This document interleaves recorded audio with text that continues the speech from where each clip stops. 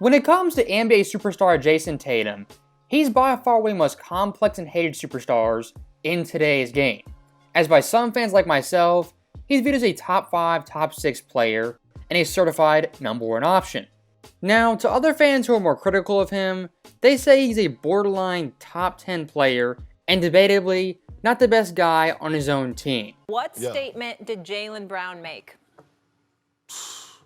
What statement he's been trying to make all postseason long, that he's the best player on the Boston Celtics. If you ask me who's better for the Celtics team, it's Jaylen Brown. And you know what's funny? When they were talking about breaking this whole marriage up between these two, everybody kept talking about these scenarios. Well, where can Jaylen Brown go? Where should he go? I'm thinking like, hold up, where should Tatum go? Turn it off. Turn it off. Turn it off. And why Tatum's so hard to judge, rank, and just evaluate? Because quite honestly, he's a jack of all trades who's also a master of none. Is he a really good scorer? Of course. A great scorer, a top 3 scorer? Not that level. Passing playmaking? Drastically improved. Great passer, great playmaker? He's not. His jump shot? He's a pretty good shooter. Great shooter? No, he's not that either. So when looking at Tatum's game, he's kind of a 7.5 and 8 in various categories. And that right there is the conundrum. Is for a lot of fans and media members, they can't comprehend a player dominating or playing well outside of points and field goal percentage. And to give Tatum a lot of credit, he hasn't fallen for the media's bait of trying to take over, score 40 or 50 points, and really prove them wrong.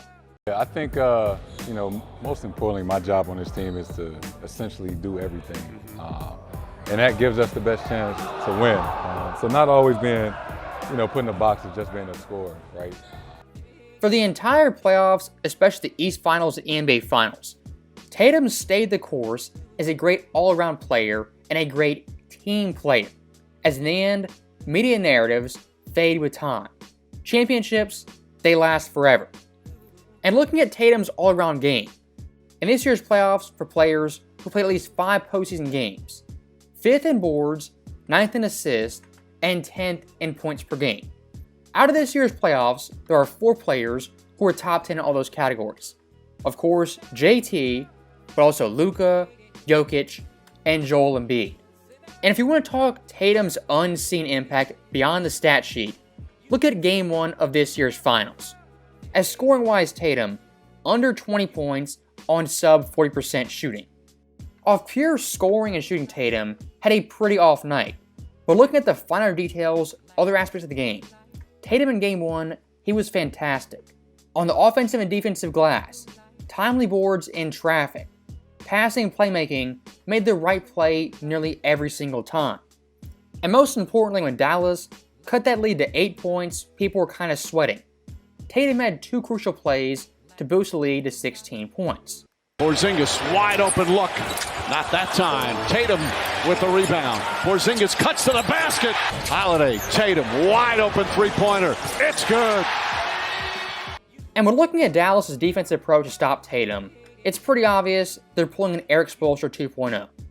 Selling out on Tatum, showing him bodies and double teams, and forcing other guys to step up. Now, unfortunately for Dallas, this Celtics team, it's like a hydra. Multiple heads, you cut one off, another one grows. Got Derek White, Jrue Holiday, guys who can shoot, play defense. Jaylen Brown, pretty good shooter, also plays defense. In terms of overall versatility, trying to just stop Tatum solely with double teams against this Celtics team, I don't think it's going to work. And one of the big growths in Tatum's game compared to the 22 finals is in this year's finals so far, he's not forcing the issue. To me, Steph Curry may be the most unselfish player in the history of the game because of the demand that it puts on Tatum. Good aggressive show and switch by Green. Gets past, goes inside, kicks it out, wide open, Derek White. Snaps it. Doncic double teaming. Brown, corner 3. Now, of course, that's a few clips right there, not the entire series. But if you watch the 22 finals Golden State, they were selling out to stop Tatum and Tatum alone. And unfortunately for JT in that series, he forced the issue way too much. And Boston's overall team, didn't have the pieces personnel like the 24 Celtics. And as much as fans want to see Tatum drop 30, drop 40, possibly even get 50, this team, and I stress team, doesn't need 40 or 50 balls to win a championship like previous seasons. And luckily for Boston fans, Tatum and Brown understand that fully. What's your reaction to J-Kidd saying that? No reaction. This is a team sport, right? We understand that. We wouldn't be here if we didn't have JB on our team.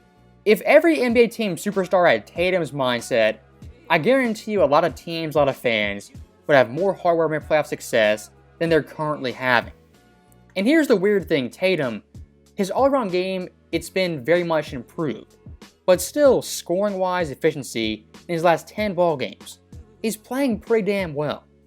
As looking at those games, 28 points, most on the team, 10 boards, also the most, 6.2 assists, again the most, 1.4 steals, also the most, on 45% shooting. People who argue Tatum's getting carried to a championship, carried in these playoffs, I really question, are you watching the games, do you understand basketball, and can you just read a stat sheet? As doing the bare minimum just looking at stats, Tatum in this playoff run has been fantastic. And I don't want to knock Jaylen in the slightest, but if you watch basketball, understand basketball, it's pretty clear Tatum, at least to other teams' defenses, is the number one option and the best player. Has Jaylen been more efficient, the better scorer this run? I'd say yes. But in terms of overall player all-around game, Jayson Tatum is the best player on Boston. But looking at the on and off numbers, especially minus Porzingis, Tatum's overall value was just highlighted to the nth degree. As looking at Boston with Tatum on the floor, an offensive rating of 123, the best in the league. Now Tatum off the floor, 105.9, a 17-point drop. That rating Tatum off the court is the worst in the NBA. And this might be an odd comparison, but what the Tatum and Brown duo is doing right now is what many expected the Paul George-Kawhi duo would do in Los Angeles. As what you have in Tatum is an all-around offensive force and a guy who's more finesse. What you have in Jaylen is a hard-nosed driver and A1 personality who locks up on defense. These two guys, they're very different players and very different people. But the combo together, it's a seamless fit. And for the 1000th time, media figures, Jason Kidd, ESPN, trying to divide these two players. I mean, it's lame tactics, it's tired tactics, that quite frankly, it's not going to work. They've heard the noise for 5+ years, break them up, trade them, Tatum's better, Jaylen's better. They've heard the nonsense non-stop. Do you think these two players realistically are going to get jealous last minute up 1-0 in the NBA Finals? I highly, highly doubt it. And one last thing I do want to touch on is Jayson Tatum's Game 1 on the defensive end. Because again, offensively, anyone can see subpar shooting, 6 turnovers, and say, wow, that dude, he must have played awful. But defensively, that's where people, they don't really care about defense in 2024. And if you watch Tatum in this game, he was guarding 1 through 5, switching pick and rolls, and doing it very, very effectively. And looking at Gafford and Lively, Tatum versus those two guys was the primary defender. As out of any Celtic, Tatum guarded Gafford the most, as well as Lively. And those two guys combined with Tatum guarding them had 4 points and 2 assists with 0 lob finishes. Now of course Porzingis was out there, was protecting the rim, but for the majority of the game Tatum was locking those two guys down and took away the lob, which is vital to Dallas and their success. And look, I understand offense sells tickets, defense wins championships, but can someone acknowledge Tatum's defense, his versatility on that end, at least once in the mainstream media? What they ignore is this dude anchoring the defense, being the primary scorer, playmaker, getting the most defensive attention from the opponent, and on the offensive and defensive glass, being an absolute menace. Jayson Tatum isn't Kevin Durant, isn't Kobe, isn't a score-first player. What JT is more of a souped-up Paul George. He can do everything on the basketball court. So, as always, thank you guys for watching. Hope you enjoyed it. I'll see you next time.